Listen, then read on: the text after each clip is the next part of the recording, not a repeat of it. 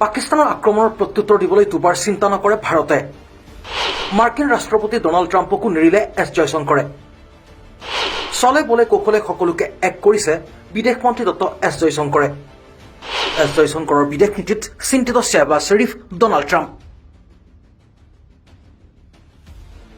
বিদেশ মন্ত্ৰী এছ জয়শংকৰৰ স্পষ্ট কথা, ভাৰত সকলো সময়তেই সাজু।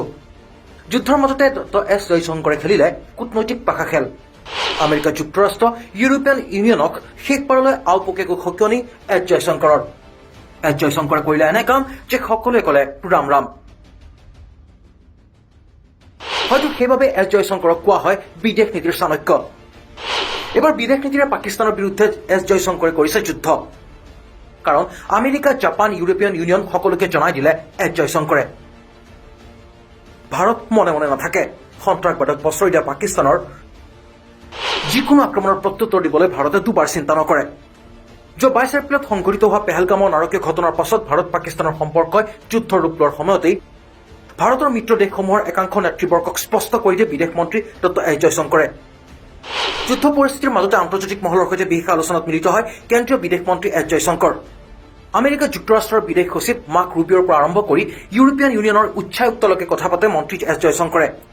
সকলোকে বিদেশ মন্ত্ৰীগৰাকীয়ে জনাই দিছে যে পাকিস্তানে যদি আক্ৰমণ তীব্ৰ কৰে তেন্তে যোগ্য আৰু কঠিন প্ৰত্যুত্তৰ দিব ভাৰতে। আমেৰিকাৰ বিদেশ সচিব মাৰ্ক ৰুবিঅ'ৰ সৈতে কথা পতাৰ পাছত এক চেণ্ডেলত জয়শংকৰে লিখে, সন্ত্ৰাসবাদৰ বিৰুদ্ধে যুঁজত আমেৰিকা যুক্তৰাষ্ট্ৰ ভাৰতৰ কাষত থাকিব খোজে। এয়া প্ৰশংসনীয়। সীমান্তত সন্ত্ৰাসবাদৰ বিৰুদ্ধে সঠিক লক্ষ্যত সংযম ৰক্ষা কৰি ব্যৱস্থা লৈছে ভাৰতে।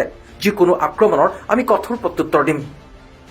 উল্লেখ্য যে যুদ্ধকালীন পৰিস্থিতিৰ মাজতে দেশৰ বিদেশ মন্ত্ৰী, ইউৰোপীয়ান ইউনিয়নৰ বিদেশ মন্ত্ৰালয় আৰু ইটালীৰ উপ প্ৰধানমন্ত্ৰী তথা বিদেশ মন্ত্ৰী এণ্টনিঅ টাজানিৰ সৈতেও ভাৰত পাকিস্তান পৰিস্থিতিক লৈ কথা পাতে। বিদেশ মন্ত্ৰীগৰাকীৰ এনে তৎপৰতাই প্ৰমাণ কৰিছে বিদেশ নীতিৰে পাক আমেৰিকাক খেল দেখুৱাব বিদেশ মন্ত্ৰী ডক্টৰ এছ জয়শংকৰে। নিউজ ডেস্ক ৰিপৰ্ট, কাৰেণ্ট নাচাওঁ।